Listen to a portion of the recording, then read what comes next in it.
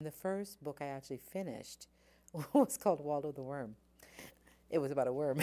And the thing is that I didn't realize that I could actually write about my culture until I kept sending out these stories, these normal stories, and the publishers themselves, they were the ones that would write little notes. They would jot little notes on their rejection letters saying, Rukhsana, you notice your name's kind of different.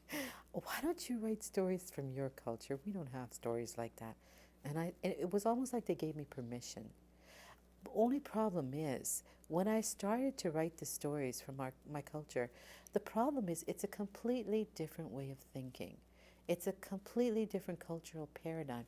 The the whole context, something that can look really weird from the outside, within the paradigm of the culture, it actually kind of makes sense.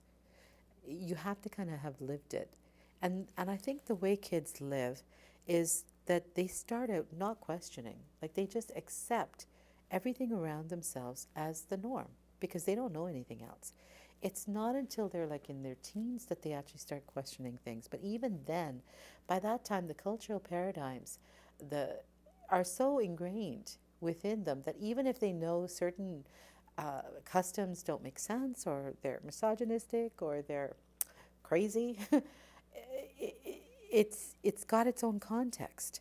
And I think that's what other cultures don't understand, especially dominant cultures. It becomes a fine tightrope to walk where you want to write something that's really authentic and really well written that is palatable enough for mainstream audiences.